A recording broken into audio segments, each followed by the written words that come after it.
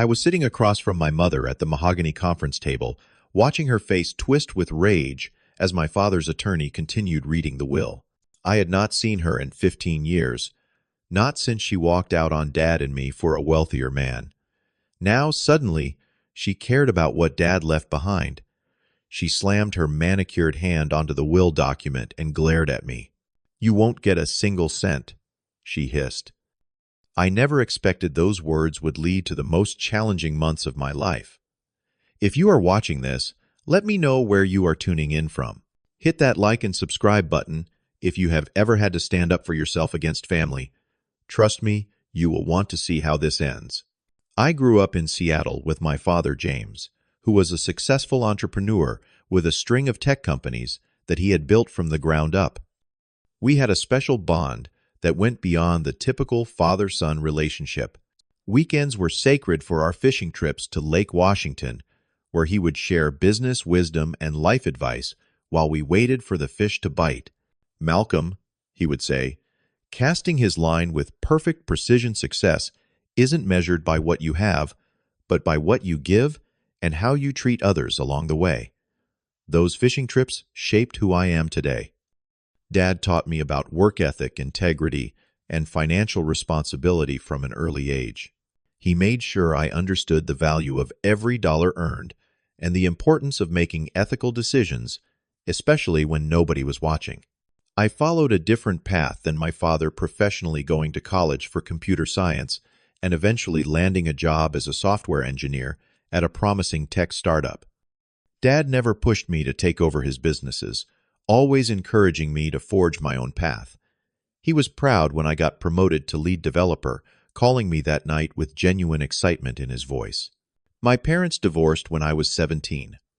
My mother, Diana, left us for a man with an even larger bank account than my father's. The divorce was ugly, with her demanding an outrageous settlement despite signing a prenuptial agreement. Dad handled it with dignity, never speaking ill of her in front of me, though I could see how deeply her betrayal had wounded him.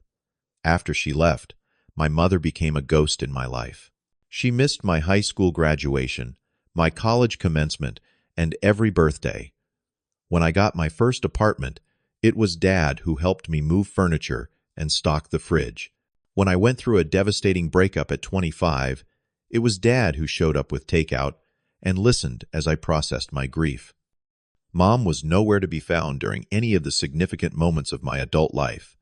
8 months ago, Dad called me with news that shattered my world stage 4 pancreatic cancer. The doctors gave him 6 months to a year.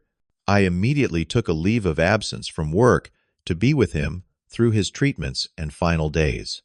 We moved him into my place since I had a first-floor guest room that would be easier for him to navigate as his condition worsened. Those months were both heartbreaking and precious. As Dad's body weakened, our conversations deepened. We talked about his businesses, his regrets, his proudest moments. He spoke often about the importance of carrying forward his values rather than just his wealth. "Money is just a tool, Malcolm," he told me one evening as we watched the sunset from my balcony. "It can build or destroy depending on who wields it. I trust you to use it wisely." 2 weeks before he passed, Dad had his attorneys visit the house. They spent hours in the guest room with him, updating his will and setting his affairs in order. He seemed relieved afterward, telling me everything was arranged to protect his legacy from those who might try to claim it without deserving it. I did not fully understand what he meant at the time. Dad slipped away peacefully in his sleep on a Tuesday morning. Planning the funeral was surreal. Selecting a casket, choosing readings, writing an obituary for the man who had taught me everything about being a good person. Throughout the arrangements, there was no word from my mother. The funeral service was beautiful, attended by hundreds of people whose lives Dad had touched: employees, business partners, charity directors, and friends. I was receiving condolences from Dad's old college roommate when a murmur spread through the gathering. I turned to see my mother walking in, draped in designer black with her husband Harold hovering behind her like an expensive shadow. She made her way directly to me, arms outstretched as if we had been in contact all these years. "My darling boy," she said loudly enough for others to hear. "I am so sorry about James. He was a wonderful man." I stood frozen as she embraced me, the scent of her expensive perfume making me nauseous. She proceeded to work the room, introducing herself as James's wife to people who did not know their history, acting the part of the grieving widow despite having abandoned him 15 years earlier. I was too emotionally exhausted to confront her, focusing instead on honoring Dad properly. Mr. Patterson, Dad's attorney and longtime friend, informed me that the will reading would take place the following week. As my mother left the service, I heard her tell her husband that they needed to call their lawyer before the reading. A knot formed in my stomach that would not dissolve for months to come. The morning of the will reading arrived with an appropriately gray Seattle drizzle. I arrived at Mr. Patterson's downtown office 30 minutes early, needing time to collect myself before facing whatever the day would bring. Mr. Patterson welcomed me with a sympathetic handshake and ushered me into his private office before the formal reading began. "Malcolm, I want to speak with you privately first," he said, closing the heavy oak door. "Your father anticipated that Diana might try to contest the will. He made certain provisions to protect his estate from frivolous challenges, but I want you to be prepared for potential unpleasantness today." I nodded, appreciating Dad's foresight. "Do you think she has any legal standing?" "No," Mr. Patterson said firmly. "But that does not mean she will not try to create problems. Sometimes people file challenges just to force a settlement. Your father was very clear about his wishes, and we have documented everything meticulously." Just as we finished our conversation, his assistant knocked to inform us that my mother had arrived with legal representation. We moved to the conference room, where my mother sat with her husband and a sharp-featured man in an immaculate suit who introduced himself as Jackson Williams from a prestigious downtown law firm. My mother barely acknowledged me, busy whispering to her lawyer while reviewing documents from her designer handbag. The contrast between this cold, calculating woman and the mother who had once sung me to sleep was jarring. Mr. Patterson began the reading with professional detachment. Dad's estate was substantial. His main technology firm, 2 smaller companies, real estate holdings, including our old family home, and various investments and accounts. The reading began with smaller bequests, generous gifts to his longtime executive assistant, the scholarship fund he had established at his alma mater, and donations to several medical research foundations. Then came the main inheritance. Dad had left the bulk of his estate to me, with specific instructions for continuing his philanthropic work and guidelines for managing the businesses. He had structured much of it through trusts, with clearly defined purposes. As Mr. Patterson continued reading, I noticed my mother's face hardening, her manicured nails digging into the leather portfolio in front of her. When Mr. Patterson finished reading the major provisions, her lawyer immediately spoke up. "My client contests this will on the grounds that it fails to acknowledge prior verbal agreements between James and Diana Thompson Williams," stated, sliding a folder toward Mr. Patterson. "We have evidence that James promised to provide financial support to Diana in perpetuity, regardless of their marital status." Before Mr. Patterson could respond, my mother leaned forward, placing her hand firmly on the will document. She looked directly at me, her eyes cold. "You won't get a single cent," she said, her voice dripping with venom. "James promised me I would always be taken care of. I was his wife for 20 years. You think he would leave everything to you, and nothing to me? This will is a sham." Mr. Patterson maintained his composure. "Mrs. Howard," he said, using her new married name. "Deliberately, any verbal agreements, not documented in writing, would be superseded by the legal divorce settlement you signed 15 years ago, which explicitly terminated all financial obligations between you and Mr. Thompson. We have witnesses who will testify about James's promises," her lawyer insisted, "and we intend to investigate whether Malcolm exercised undue influence over his father during his final illness. The accusation hit me like a physical blow. I had spent months caring for my dying father, and now they were suggesting I had manipulated him for financial gain. My father was of sound mind. Until the end, I said quietly but firmly. He made his decisions independently with proper legal counsel. I never discussed inheritance with him. My mother scoffed. You always were his favorite, always the dutiful son. How convenient that you were the only one with him when he changed his will. Perhaps you could have been there too if you had shown any interest in him over the past 15 years. I replied immediately, regretting engaging with her provocation. This meeting is clearly not productive, Mr. Patterson intervened. Mrs. Howard, we have provided you with a copy of the will. If you wish to formally contest it, you may have your attorney file the appropriate motions. However, I must inform you that the will includes a no-contest clause, which means if you challenge it unsuccessfully, you forfeit any bequest you might have received. My mother gathered her things abruptly. This is not over Malcolm, not by a long shot. Your father owed me, and I intend to collect what is rightfully mine. She stormed out with her lawyer and husband in tow, leaving a heavy silence in the conference room. I am sorry about that, Malcolm, Mr. Patterson said after they left. Your father predicted this reaction and prepared accordingly. The good news is that most of the important assets are protected in irrevocable trusts that were established years ago. They are much more difficult to challenge. What happens now? I asked, feeling suddenly exhausted. Now we wait to see if they file a formal contest. If they do, it could take months or even years to resolve, though I believe we would prevail eventually. Sometimes in these situations, people suggest a settlement to avoid the hassle. I shook my head firmly. Dad was clear about his wishes. I will not dishonor them by giving in to what amounts to extortion. As I left the office, rain still falling gently on the city, I had no idea just how ugly things were about to become. A week after the will reading, my Aunt Susan, Dad's sister, called with what she thought was a good idea. Malcolm, I know things got heated at the reading, she said cautiously. I thought maybe a family dinner might help smooth things over. Diana reached out to me, and she seems willing to talk things through more calmly. I was skeptical, but agreed for Aunt Susan's sake. She had always tried to be the peacemaker in the family, and I knew she was grieving too.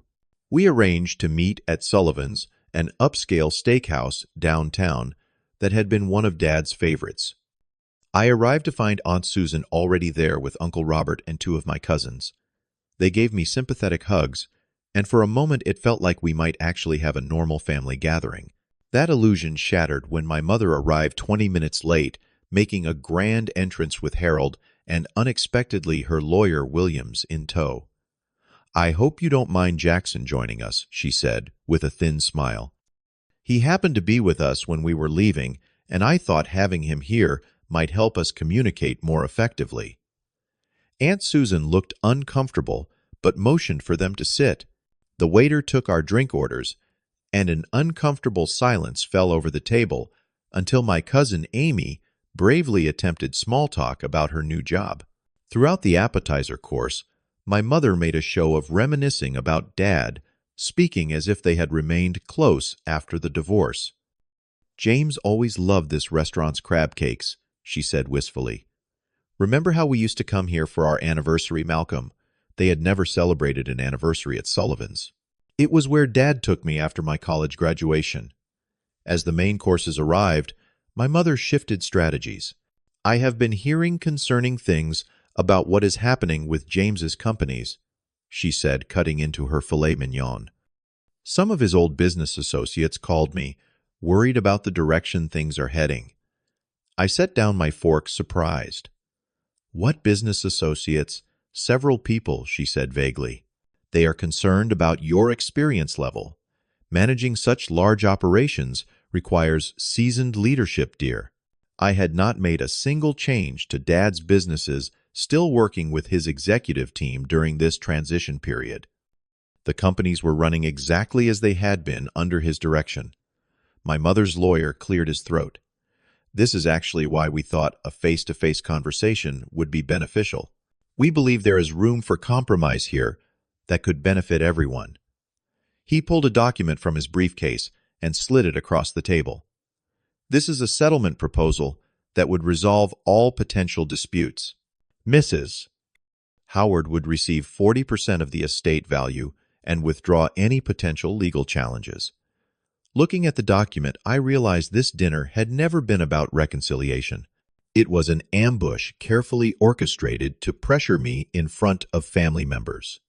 40%, I asked incredulously.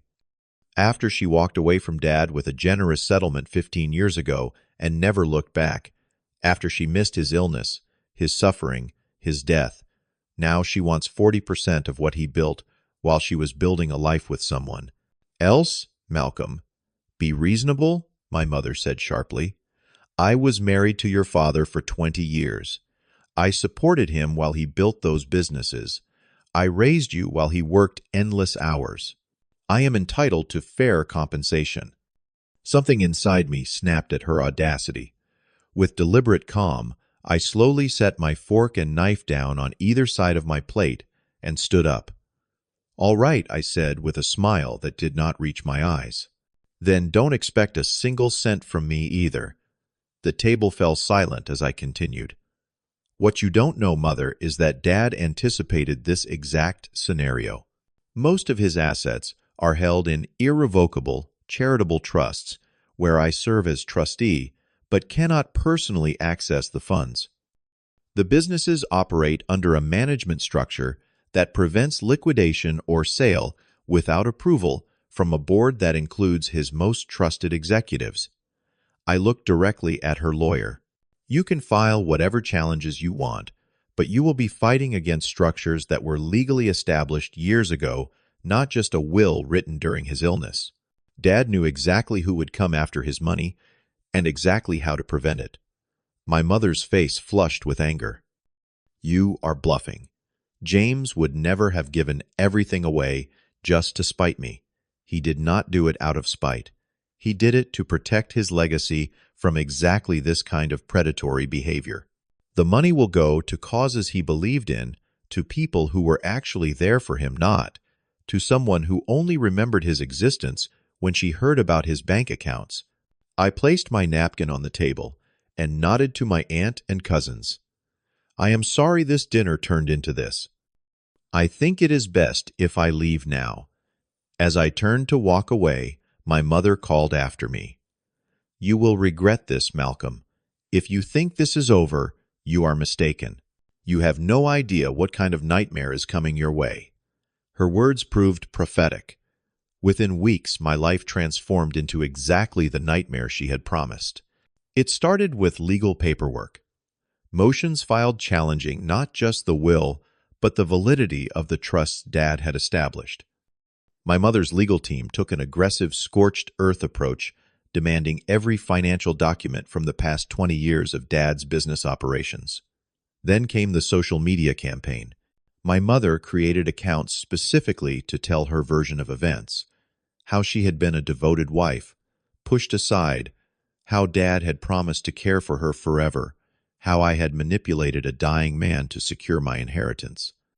She contacted Dad's old friends, business associates, and even my colleagues with her fabricated stories. Soon, people I had known for years were looking at me differently. Prospective clients for our software consultancy canceled meetings.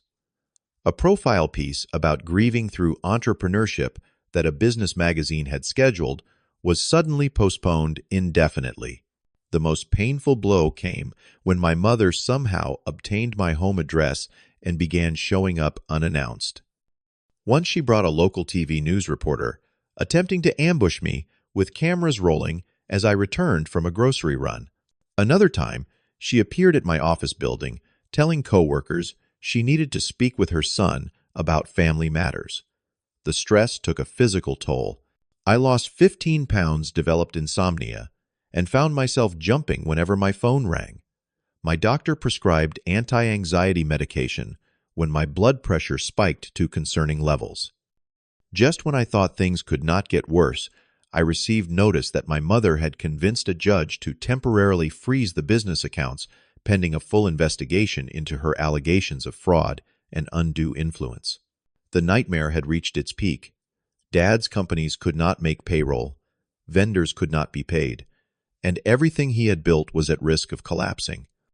That night, sitting in Dad's old office at the company headquarters, surrounded by half-packed boxes of his personal effects, I felt closer to breaking than I ever had before.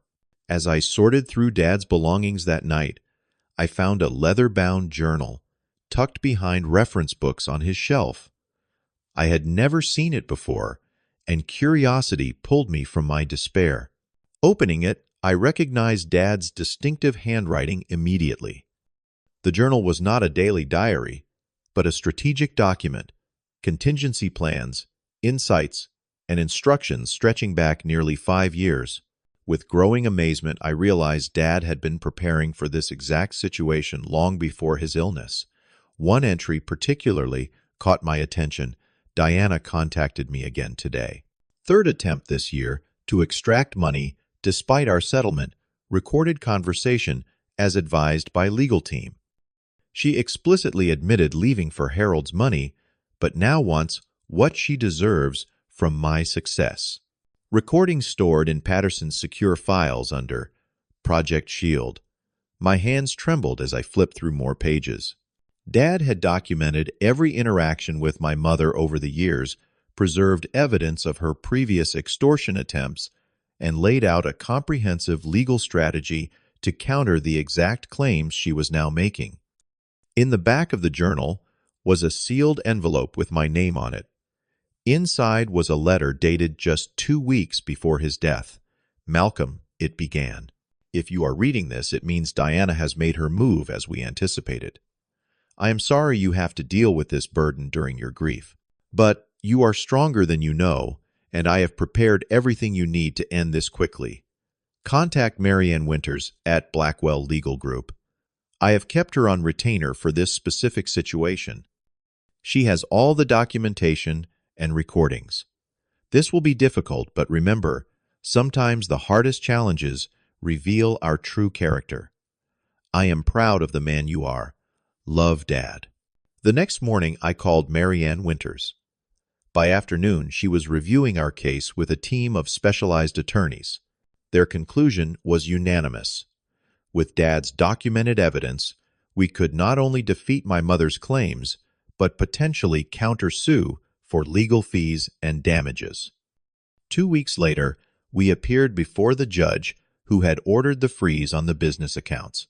My mother sat confidently with her legal team until Marianne presented our evidence, including recordings of my mother explicitly stating she had no interest in Dad's money until learning about his terminal illness. The most damning evidence was a recorded phone call from just 3 months before Dad's diagnosis, where my mother could be heard saying, "I left James for Harold because Harold had more money." That was the deal. Now, Harold's investments are underwater, and James owes me for those 20 years. If he does not pay up, I will make things difficult for Malcolm's career. James would not want that. The judge lifted the freeze on the accounts immediately and dismissed my mother's claims with prejudice, meaning she could not refile them. Her lawyer, seeing the overwhelming evidence against them, withdrew from the case on the spot. The judge also granted our request for my mother to pay our legal fees, stating her claims appeared to be vexatious and without merit. Outside the courthouse, my mother attempted to approach me, but Marianne stepped between us. Any further communication should go through legal channels, she told my mother firmly, and be advised that any additional harassment will result in restraining orders and further legal consequences. In the following weeks, as the dust settled, I focused on rebuilding. The companies stabilized quickly once the accounts were unfrozen. I met with Dad's executive team to reassure them and to begin implementing the vision he had shared with me during those final months.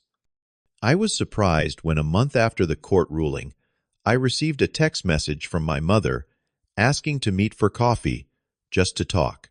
Against Marianne's advice, I agreed to one final conversation at a public cafe near my office. My mother looked different when she arrived, subdued with less makeup and simpler clothing than her usual flashy style. For the first time, I noticed the lines around her eyes, the gray roots in her hair. "Thank you for meeting me," she said quietly, after ordering a simple black coffee. "I wanted to say I am sorry, not just for the legal battle, but for everything, for leaving when you were 17, for missing all those years, for not being there when James was sick." I remained silent, waiting for the other shoe to drop. Another angle, another attempt at manipulation. "Harold left me," she continued after a long pause. "After we lost the case, he said he could not afford the legal bills and did not sign up for this drama. The irony is not lost on me. Why are you telling me this?" I asked finally. "Because I have nothing left, Malcolm. The settlement money from James is gone. Harold controlled most of our assets. I am selling my jewelry just to make rent." Her eyes welled with tears. "I am not asking for money. I know I have no right. I just wanted you to know that I regret what I did to our family. To you." I studied her face, searching for signs of deception, but finding only exhaustion and defeat. The anger I had carried for so long felt suddenly heavy and pointless. "I cannot forgive you yet," I said honestly. "Too much has happened. But I will not leave you destitute." I explained that I would establish a modest trust that would cover basic living expenses, nothing luxurious, but enough that she would not be homeless or hungry. It would be managed by a third party with strict conditions. "Why would you do that after everything?" she asked, genuine confusion in her voice. "Not for you," I answered. "For Dad. He always taught me that our choices reveal our character. This is the choice I want to define mine." In the months that followed, I immersed myself in honoring Dad's legacy. I established the James Thompson Education Foundation, providing scholarships for low-income students pursuing technology careers. I continued his annual company tradition of giving employees paid time for volunteer work. Most importantly, I maintained the ethical business practices he had instilled in me since childhood. The greatest lesson from this ordeal was one Dad had tried to teach me all along, that true wealth is not measured in dollars, but in integrity. Money can be taken away, challenged, or lost, but character endures. Dad had prepared not just for the legal battle, but for the man I would become through facing it. Today, I run the companies with the values Dad instilled in me, making decisions I hope would make him proud. I keep his journal on my desk as a reminder of both his wisdom and the price of allowing bitterness to consume you as it did my mother. I sometimes wonder what you would do if faced with a similar betrayal from someone who should have loved you unconditionally. Would you choose compassion or revenge, justice or mercy? Let me know in the comments below. If this story resonated with you, please like, subscribe, and share with someone who might need to hear that standing your ground does not mean losing your humanity. Thank you for listening to my story, and remember, the inheritance that matters most is not what is written in a will, but what is demonstrated through how we live.